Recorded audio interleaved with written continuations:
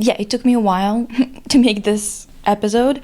Listen, it is a combination of two things, okay? First of all, I can't do an episode weekly if I'm doing anything more complex than like a commentary on a movie, because it requires research, obviously.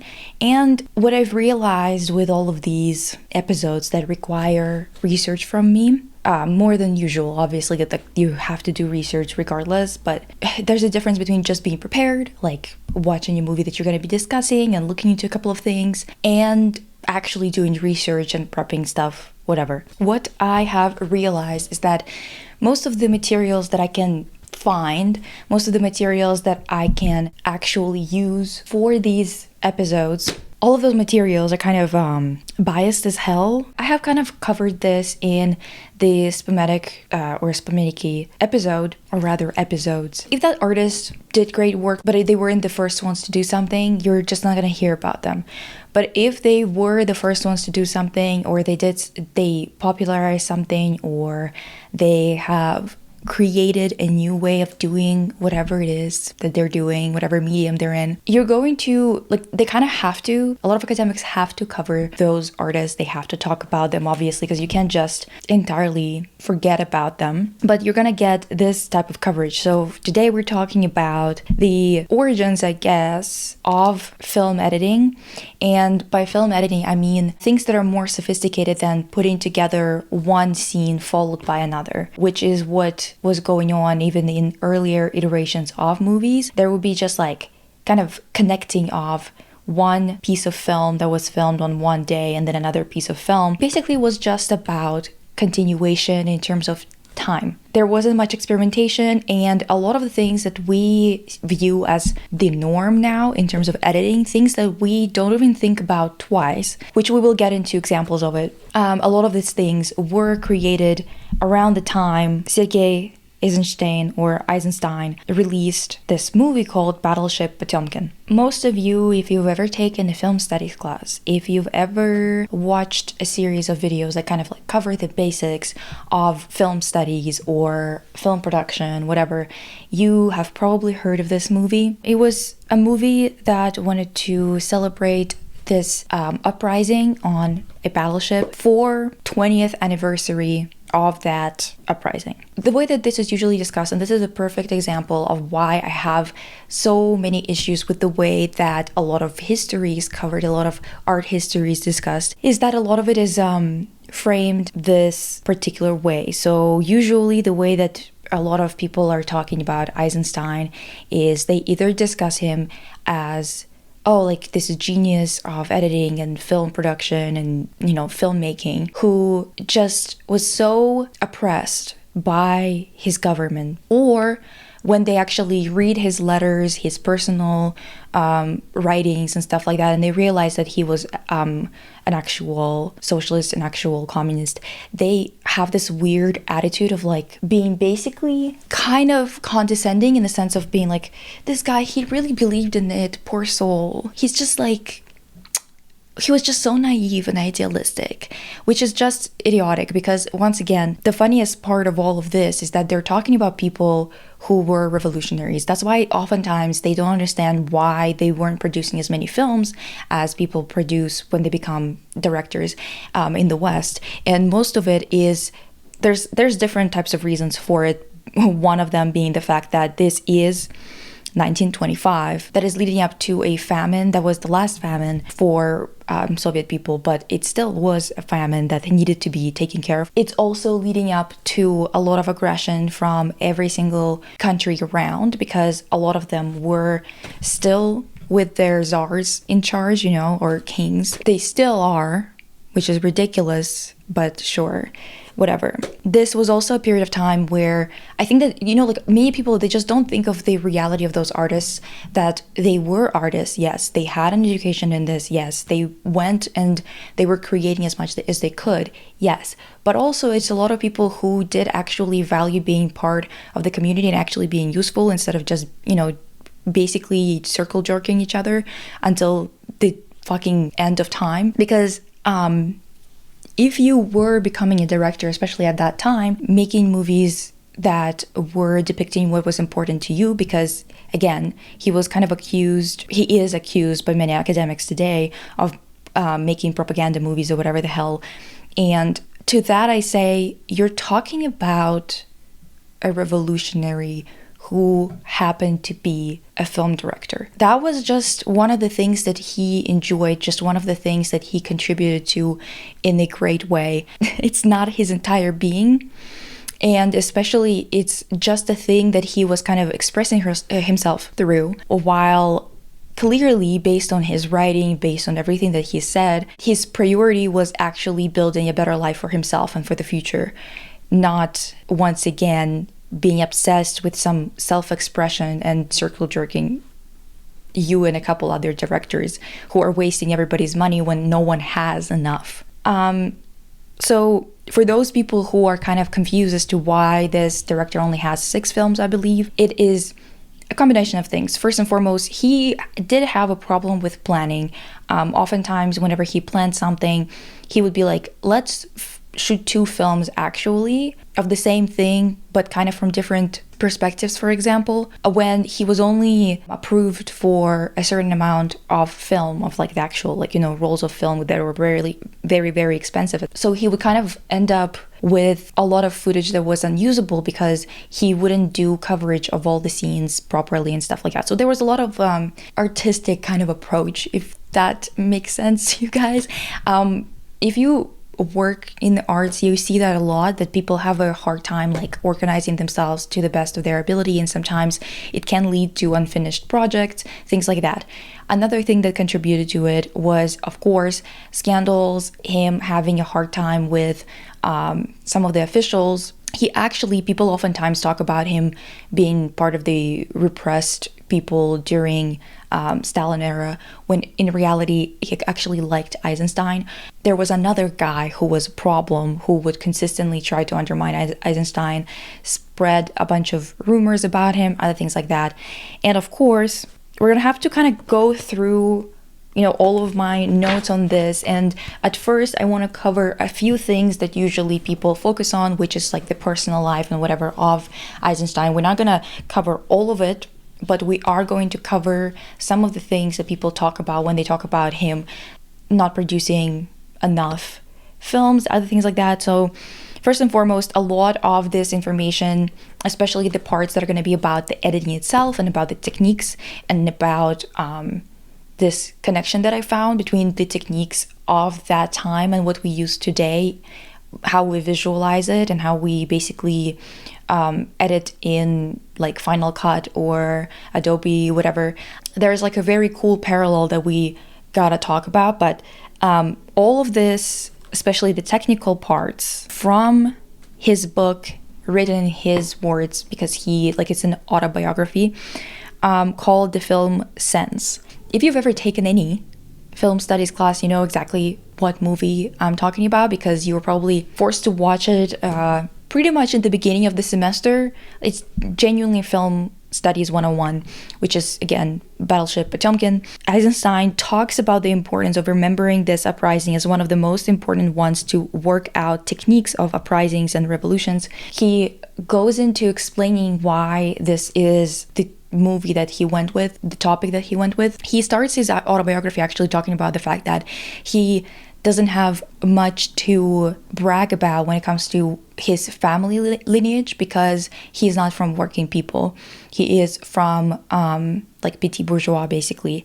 And again, to those people who are fucking confused as hell and talking about him as if he wasn't one of the people who was the revolutionary, making the new future, making the new reality, not just coasting by and being this bohemian fucking artist that just like fucked around and did nothing else. He quite literally starts off his biography being like, yeah, I got nothing to brag about when it comes to my family and my lineage and stuff like that, because I was not a working class person before the revolution. So there's nothing cute to say about it, because he did not believe that being of exploitative class is some kind of badge of honor, okay? This is who you're dealing with, okay? Like, there's no, I don't know what to tell you. I think this is important to discuss, by the way, this whole, like, the history of it and stuff like that, because to me, the reason why there was so much great art in the 20s, in Soviet Union was because they were building a new society from scratch. It's never been done before. This was the first socialist state, and they were quite literally participating directly in it. Their existence was meaningful day to day, maybe hard here and there or whatever the hell, right? Especially for those that were not in positions like, directing these movies or whatever it is, right? But all of these people were contributing to something that actually mattered. None of them had to, wake up and go to 10 meetings where everyone is talking about circling back to something dumb over and over and over again until someone tells you that we're going to be transitioning into an AI model at this company, so half of you are going to lose your jobs. We don't know which half. There you go. You know what I mean? Like they were living completely different lives from what we are living today, mostly because even if they didn't have some of the conveniences that people here have, by people here I mean upper middle class, which is basically non-existent today. This director was not a director that just happened to be there and is just so sad about the revolution happening and whatever, the way that every single academic wants it to sound like. By the way, the reason why I'm bringing this up is also because we just had this discussion on Susan Sontag, her writing, reviewing 2 texts, one of which was about this director who made propaganda movies for fascist Germany, Nazi Germany. And it's quite crazy to see that all of these academics are trying to separate her from the movement that she was a part of, that she believes in to this day. She's not going to tell you this, but based on what she says, and you can go listen to that episode if you want to, that live, it's on Patreon. They tried to separate it in the same way for these directors because they genuinely equate the 2 movements, which is, once again, I don't know how many times I have to say this, but if, for example, France would have lost 27 million people in 4 years in World War II, no one would have been allowed to equate their political movements to Nazi Germany, if Nazi Germany was the one who orchestrated the death toll, right? But it's allowed when it's anyone from the East. It's very curious, isn't it? Yeah, whatever. The reason why this was such an important moment for Eisenstein is the fact that this is kind of a particular moment in workers' uprisings and strikes that showed complete and unrehearsed accidental camaraderie between the workers that were on Battleship Potemkin and people that were not working with them, that saw their struggle and accommodated as much as they could, showing this kind of natural accommodation that happens when people understand that their beliefs align. On top of it all, it was also an example of one of the many strikes, many workers' rights struggles, attempts at securing their right that led up to 1917, to the October Revolution. That's literally what he's saying. He's saying that this is a movie that shows all this grand, huge rehearsals of the October Revolution, because a lot of people learned through these moments how to organize, how to be militant together, even though you're workers, that's not your forte per se, how to actually organize on big scale, right? So a lot of these ideas informed the way that Eisenstein filmed the movie, the way that he edited it. It's a movie that, for the first time, used different angles, used rhythm of how fast the cuts are within the same scenes to show intensity or to elicit some kind of response. What's important about Eisenstein's work is that there's also another person who contributed just as much to this. There was multiple people, but these 2 specifically when it comes to editing, right? Kuleshov was also working at the same time. They were oftentimes working on things, I believe, together, but don't quote me on that. I think they were, though. Let me quickly cover a couple of things about the personal and the political when it comes to the personal for Eisenstein. So a lot of nonsense was going on at the time as well, because one of the things that kind of created a lot of difficulties is that they wanted decentralized ruling, so you could kind of make sure that the workers are the ones who are actually making the decisions, while at the same time there was a need for collective planning. Otherwise, there would be no way of survival. So it was kind of like a lot of conflict in those two things, especially with how much the revolutionaries didn't want to compromise on their beliefs, which is kind of something that China has learned a lot from and has implemented into their development, that they are not rushing it, and they actually don't mind going through the state capitalism stage of Marxist theory to actually make sure that it can sustain itself, right? When it transitions to socialism. There's a lot of nonsense that was going on because there were a lot of people who were involved. Obviously, all the republics had their own, takes on things too. It's very difficult to figure out who was actually supporting Eisenstein, who was sabotaging him, and why they were doing that, because there was a rumor, which I think was probably true. That's my read on it. I don't want to speculate too much because, again, this is like speculation over someone's sexuality who's not even alive anymore and can't really speak for themselves and stuff like that. It's a little bit, much to be doing all that. However, it's always brought up, especially when talking about his conflicts with this guy who was very important for making decisions when it comes to funding of films, right? There was like accounts of people who were basically like saying that everyone in Moscow knew that he was gay. However, there was like two instances that really hit hard when it comes to this, and one of them was, I believe that person who was in charge of funding, I think that may chance he heard something about that, because again, everyone in Moscow knew, so there's no way he hasn't heard of it. And it seems to me that because the attitudes were changing, because again, culture will always lag behind, especially on bigger scale outside of big cities, right? So the culture started to slip back into more of like traditional values when it comes to some things. And it was always like kind of like a push and pull, mostly again because the revolutionary ideas, if you weren't really like focusing on pushing them, it's gonna take a couple of generations at least to get a lot further in terms of aligning with the ideas of equality. So for example, misogyny within leftist movements is still a thing because so many people lag behind, because they have such like, it's honestly cognitive dissonance at its best. I mean, worst, at its most potent, let's say it that way, because people who say that they have, leftist politics, anyone who is anti-capitalist, whichever belief system they subscribe to, you can't at the same time not believe in actual equality that would require you to abolish gender roles and other things like that, right? It's just like not how it works. It's not logically consistent. However, as we know, men are very reluctant to let go of the population that they have enslaved for generations because they think that they're entitled to enslaved people, literally tending to them their entire lives. So it's just people being selfish, right?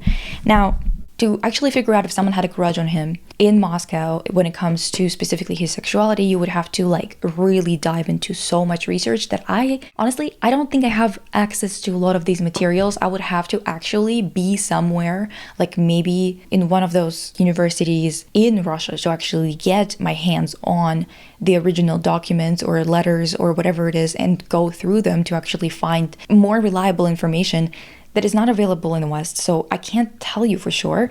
And I also think that a lot of people, because of their biases, were either trying to paint him as straight or not involved in any of these kind of things because they find them immoral or something. Like, I just have a feeling that there was a lot of meddling with history when it comes to this. And I'm sure you guys, if you've ever done research in any artists, writers, scientists, politicians, whomever from the past, it's always a struggle to figure out what was actually the truth, because they were probably, like, a lot of them were actually hiding it on purpose, obviously. And in some cases, some people, especially like during the revolution, for example, people in big cities and in revolutionary circles oftentimes didn't actually give a fuck about things like that, in terms of like they didn't share these old school ideas on sexuality and other things like that. Usually that's kind of why there's some information leaking and stuff like that, because in those big cities, yeah, like maybe everyone did know, everyone in the art circles knew about Eisenstein's actual sexuality, but I assume they didn't talk about it too much outside of the art circles, just to make sure that he's not being targeted by anybody, right?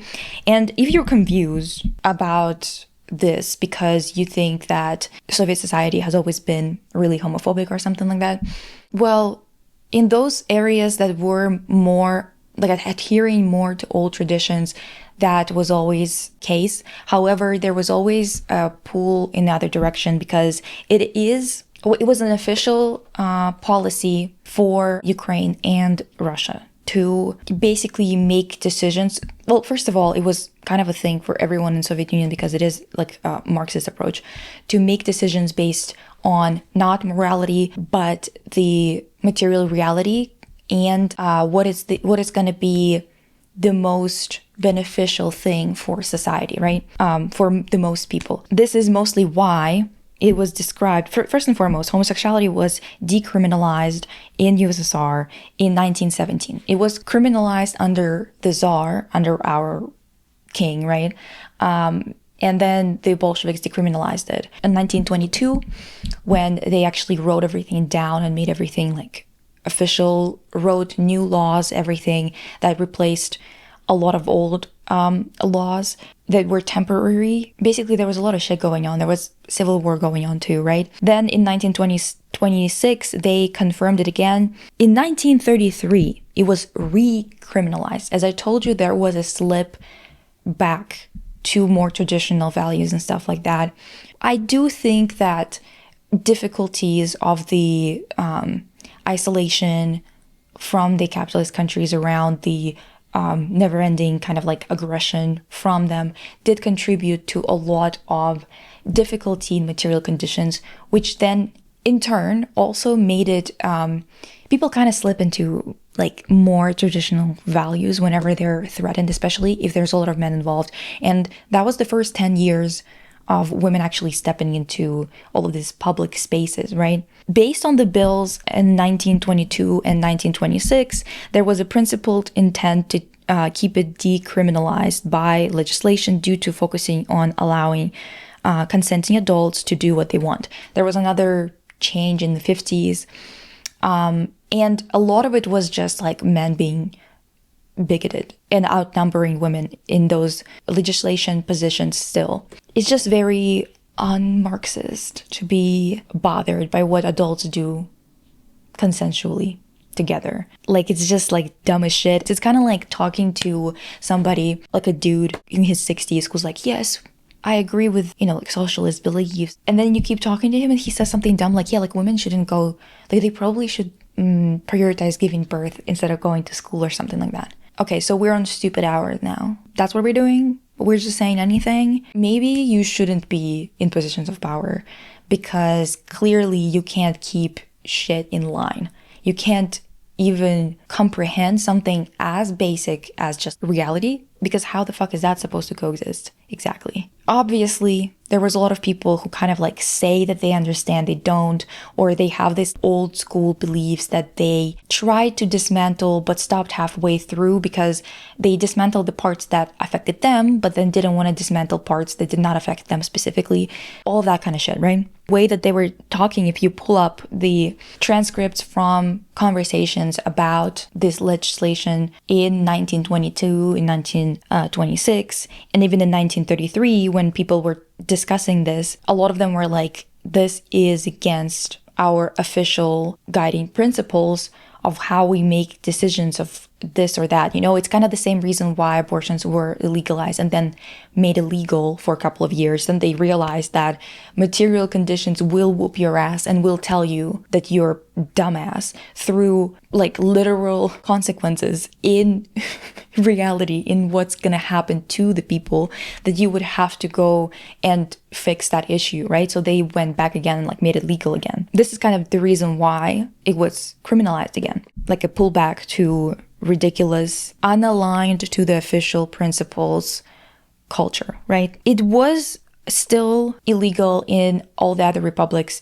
within the Union, because every republic had their own right of like having their own laws and whatever. So only Ukraine and Russia had it decriminalized. Now, all this progress was lost, which is, in my opinion, quite un-Marxist, Leninist, but whatever. The early stages of a new government, constant attacks from capitalist countries, war and invasion that killed 27 million people, the stories and careers of many people in the arts especially, but also outside of the arts, were very, very messy. It's really hard to figure out who did what, who was kind of just trying to come up with nonsense and like sabotage somebody because of their personal belief systems, which things were actual repression, other things like that. You know, it's such a mess that I would need to actually have a lot of access to documents. I'm not gonna speculate on Eisenstein's personal life further than that, except I will mention that when he was going from the border, across the border of Mexico and the US, he kind of got into a falling out with this American socialist who was supporting him and trying to help with the funding of movie about Mexico,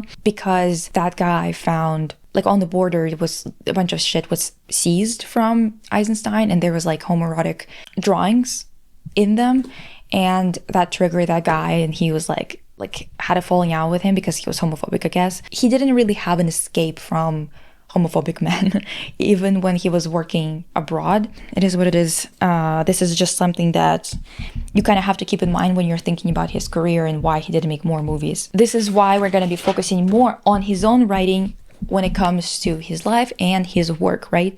So Eisenstein basically created editing as we know it, to not just connect scenes, but to create effects. And I don't mean special effects, I mean effects on mood, on what is they're trying to actually show. The whole thing of showing instead of telling was a thing from the very beginning, obviously, but it hasn't been approached from this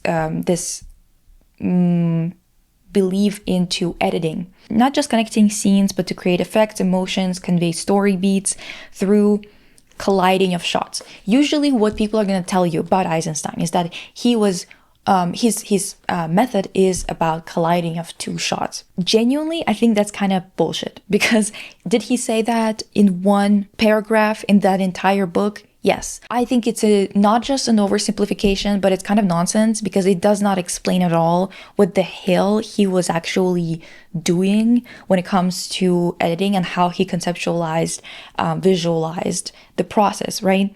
So editing has become so fundamental to everything we consume, not just movies, but a lot of other things, like even short clips on Instagram of someone doing something or whatever. There's a lot of editing going on. We have gotten so used to it that we don't even notice it most of the time. It's become so pedestrian that we do not even realize that editing was developed in two ways: the regular slicing and attaching, and the artistic, technical way with the montage. Is it montage in English? Or is it the same as everywhere else, which is montage? I think it's probably montage. Whatever, Diva. You get it. So I have an accent, Diva, come on. The main idea here is that there's a few approaches that he had. One of them that's kind of constantly talked about as the colliding part is the juxtaposition between shots that can create a new meaning. However, unlike focusing on the shots separately, Eisenstein was interested in the concept of the new whole, right? So instead of it being about colliding of images, of this juxtaposition specifically for the sake of juxtaposition, it is about creating, like, thinking of the whole that you want to show. Okay. And basically breaking it down to these parts that could create meaning together. It's not necessarily that they need to juxtapose each other or be on the opposite sides of the spectrum, of whichever spectrum you're using here. It's specifically about creating a new whole out of two images that can create a new meaning. Read a couple of quotes for you from the book as well. Okay, this is quote 2. Less attention was given to an analysis of the actual nature of the pieces juxtaposed. Such attention would not have been sufficient in itself. History has proven that such attention directed solely to the content of single shots led in practice to a decline of montage, to a level of special effects, montage sequences, etc. What should have been the proper emphasis what should have received the principal attention in order that neither element would be unduly exaggerated. It was necessary to turn to that fundamental basis which equally determines both the content enclosed by single frames and the compositional juxtaposition of these separate contents with each other to the content of the whole, of the general, and of the unifying needs. So just keep in mind, this is a lot of words, to basically just say that the two images, whichever thing you are cutting when it's not two separate scenes, right, but different shots, you're cutting for the sake of creating a new meaning. So you're not just cutting for no reason, right? This is very different to like a regular CW show with cuts where it's like just a traditional setup of, coverage where it's two cameras pointed at one character and another character and just like interchangeably switching from one to another because one of them is talking and you want to be focused on them. He's talking more about creating meaning through those cuts. Keep that in mind because this kind of feeds into another thing, but let me talk about the Kuleshov effect. So this quote is genuinely a bit much, not as effective at explaining the idea to compare it to the Kuleshov effect photo that shows snapshots of video footage. It's actually a video, but it doesn't really matter because I think that the photo with just the shots already gives you an idea of what they're talking about exactly. So here's the photo combining all of these shots. So you have three shots, right? The first one is just like this soup. And the second one is someone, a small child in a coffin. And then the third one is a woman on a couch.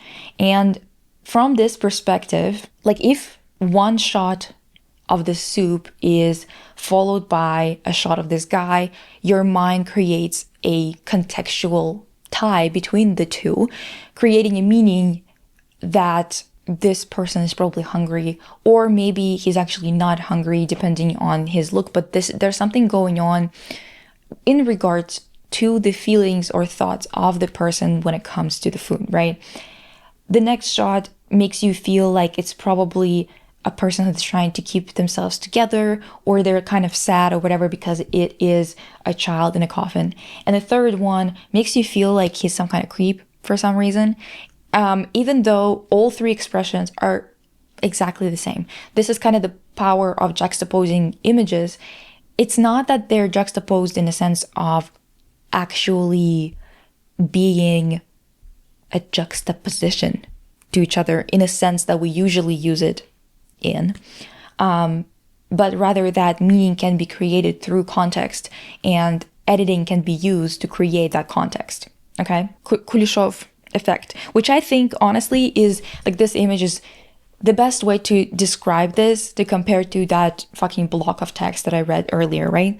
So people try to prove this scientifically, and a lot of people are talking about it as if it's like, oh, it's not true or whatever. Diva, nobody cares if it's scientifically true. This is an approach to an artistic type of editing. I don't think either Kuleshov or Eisenstein were trying to insinuate that this is like a scientific theory. So I don't understand why anyone wasted their money on a research like that. It just makes no fucking sense to me whatsoever, but whatever. There's one thing that I've noticed in a lot of reviews, teaching materials, that people kind of discussed. And again, this is another thing that I think needs to be addressed. If you've been taught this in school, well, today you're gonna have to unlearn it because that's some bullshit. People complain a lot about lack of individual characters to follow in a film. They oftentimes talk about Battleship Potemkin as like a film that kind of succeeds in terms of creating editing styles and being like a pioneer of editing, but at the same time not succeeding as a storytelling tool or just like a piece of storytelling, right? Which I think is just kind of bullshit, to be honest, in my opinion. And especially because this point is oftentimes brought up, which is people complaining about not having the main character, not having somebody to follow through the entirety of the movie, which makes it difficult to follow, which this is it's just common critique I hear from people that really worship bourgeois art. And like specifically bourgeois art sensibilities. People who consistently think that the artist is like this genius, never believe in anyone being even remotely altruistic. Just looking at teaching materials in English about Battleship Potemkin gives a lot of examples of people not getting why the main characters are the people or the workers instead of an individual, why the collective are the main character. And it's like, well, Diva, how do you not get this? Like, how else? Whatever. There's like a literal quote that I pulled. The lack of individual protagonists is a factor that reduces the joy of viewing and makes it hard to follow the whole film. But one can get an idea how exciting it was to be part of the emergence of a new form of society. Do I even have to explain? Whatever, Diva. It's a movie made by a bunch of people. Okay, movies in general are made by a bunch of people. This is why I don't like the whole auteur thing, because bitch, you're not the one holding the camera and pointing the light and performing in front of it and the one who painted the fucking scene, the backdrops and whatever. So reel in the ego, okay? But it's a collaborative medium.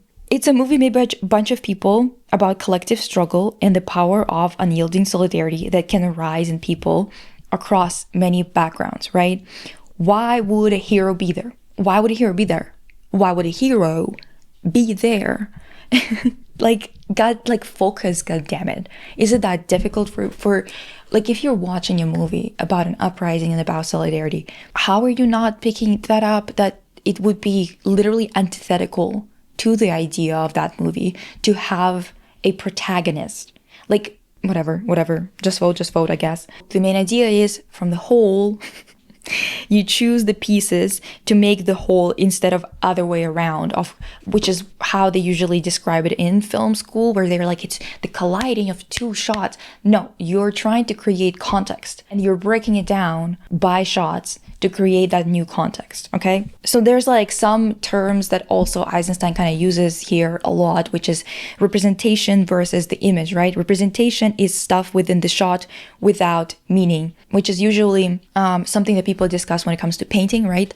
It's a representation of an apple, it's not an actual apple. And an image is stuff that creates meaning. So it is the relationship between images, and the relationship between the viewer and the actual product creates the image instead of just a representation of an image. So there's an example of it being explained through the clock in Anna Karenina, when Vronsky is looking at the clock and he is seeing it as a physical object but can't comprehend the time. So it's kind of like a representation of a clock without the meaning, because it doesn't actualize in his mind. So the way that Eisenstein writes this is, it happened to Vronsky after Anna Karenina tells him that she's pregnant. When Vronsky looked at his watch on the Karenin's veranda, the fuck is it in English? Veranda? No, veranda, whatever. You get it. He was so agitated and so preoccupied that he saw the hands and the face of the watch without realizing the time. In his case, the image of the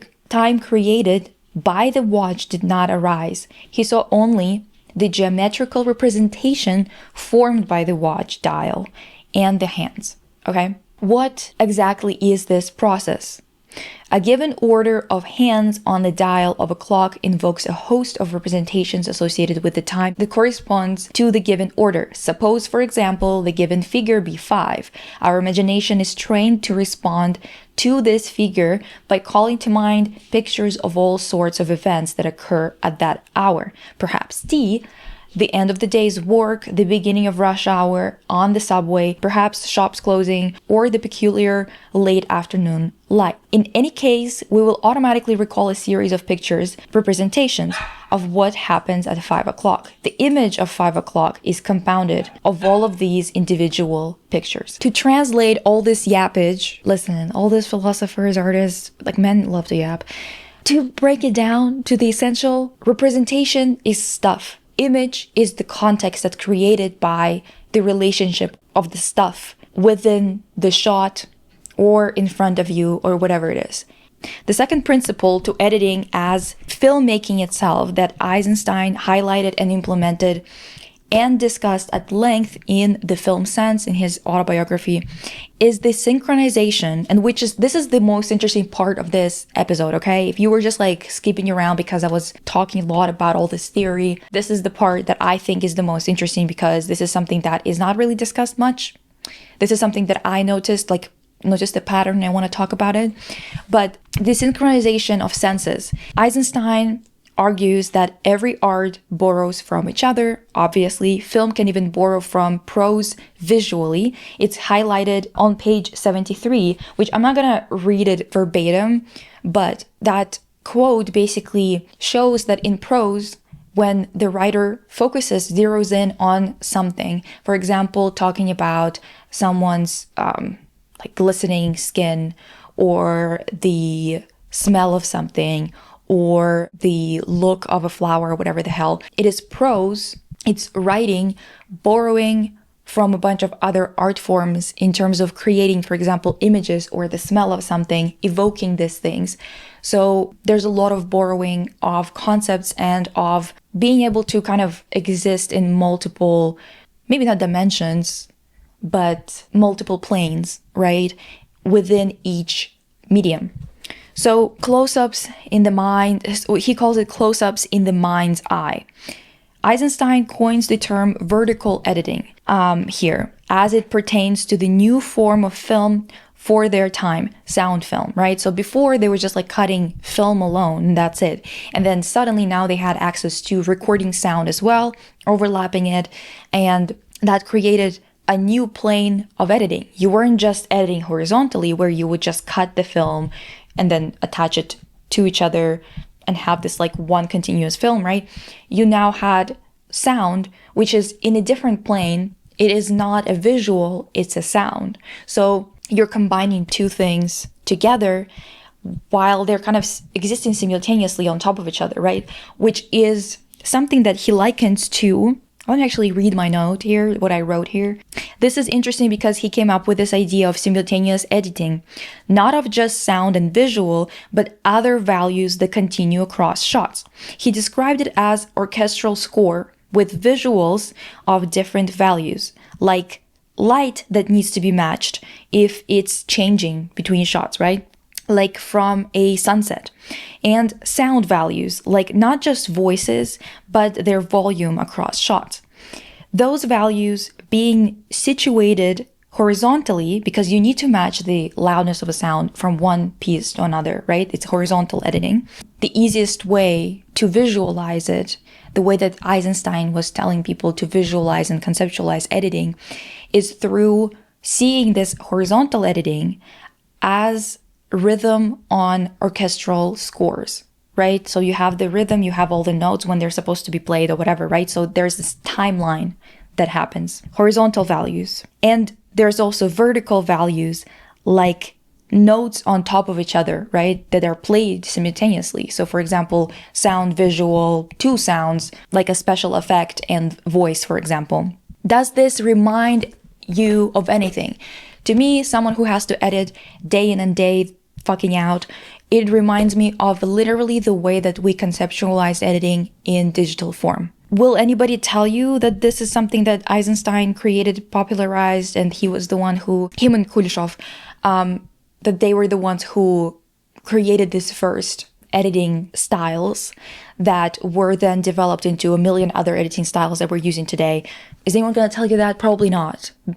Well, no one told me when I was in film class, because the way that they kind of discussed it, they never discussed the fact that, well, the timeline that we're using now in Final Cut or in fucking Adobe Premiere or whatever is quite literally Eisenstein's simultaneous editing, that he borrowed visuals and conceptualization from orchestral score music sheets. So usually people say that Eisenstein's method is about juxtaposing, colliding of shots, when in reality it's about unity of vertical and horizontal editing. The most clear explanation of that, Alexander Nevsky, especially in the sequence of the attacking German knights advancing across the ice, hears the lines of the sky's tonality, clouded or clear, of the accelerated pace of the writers, of their direction, of the cutting back and forth from Russians to knights, of the faces in close-ups and the total long shots, the tonal structure of the music, its themes, its tempo, I guess, its rhythm, etc., creates the sequence above. Many hours went into the fusing of these elements into the organic whole. We take all these things for granted now, but at one point they had to conceptualize how they're going to combine all of these things, how they're going to make it work, and how they're going to use it to its highest potential. Not just cutting because time has passed and they filmed it on different days or whatever the hell, but cutting to create greater momentum or to communicate something on top of all the other things that have been communicated already. There are whole sections of this book predicting edits that you see on TikTok today. Literally like predicting just like music and just like chopping up of like different clips that will elicit a certain reaction in a more like pedestrian type of way, like not an artistic way. He was just like, that could be a thing, diva. Kind of funny because it's like introducing the idea of changing shots to the rhythm of music instead of matching the physical action in the shots to the music. So like cutting to the beat instead of trying to match the music the way that they were doing it, right? When silent films were played, there was someone playing the score on the piano in the room, and they were trying to match to the movement of people, to the actors. So like if they're running around, the music would be faster and whatever. And Eisenstein was the one who suggested to cut the film and change to the next shot on the beat, which was kind of a new thing. Now we do it constantly for fucking thirst edits. But back then, this was the first time this was conceptualized. This was the first time it was suggested, okay? There are a lot more principles that you could learn about in this book if you want to, but technically a lot of them are already second nature to us. It's just I wanted to show you where the origins of it are, and if you want to learn more about it, you can read his autobiography. He yaps relentlessly for pages and pages and pages, where you kind of have to condense a lot of this information to a more cohesive one sentence explanation. But I guess that if you do need it to be broken down, you will find it here. So this is where the origins of editing coming from. This is where editing was revolutionized, and the reason why we even spent so much time talking about it in context of the revolution, of Eisenstein's beliefs, of his conflict with his peers and like across the globe because of his sexuality, alleged sexuality. All of this is important because this is the type of thing, the type of strides, the type of experimentation that can be born out of society that's actually trying to build something new instead of being closed-minded little bitches. You know what I mean?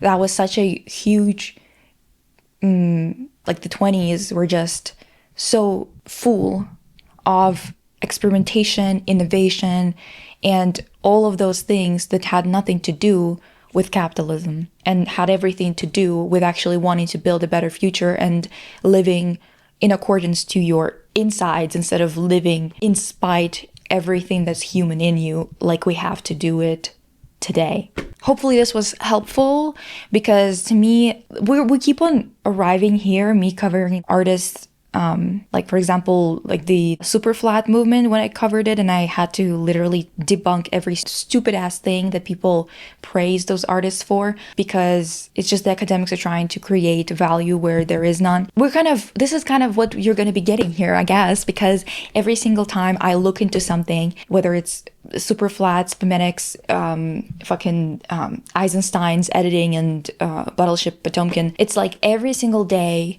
I have to go in it and read so much nonsense to find any threads of original information, original text, original like notes from the artist, so I could actually tell you what the hell they meant before a bunch of freaks who are trying to beef up the price of art pieces in the market got to it and made it absolutely impossible to understand in terms of just logic, art history, why something happened and why it looked the way that it did. Okay, the capital is basically making it impossible to actually, well, not impossible, but I guess difficult to actually understand art movements, historical context, and other things like that because they keep coming up with nonsense that has nothing to do with the reality of what was going on whatever. Hope you guys are having a great time. This wasn't really funny, was it? I was just like, it was just a fucking lecture. I don't know, sorry, I guess, that it's like so dense. But if you want to just have a good time, come over to Therapy Speak, which is this live show that we do every week now. It's gonna be different days because my assistant, you know, it's hard to get her to show up on a certain day. We basically do presentations, like PowerPoint presentations or keynote presentations. The audience is gonna submit some too.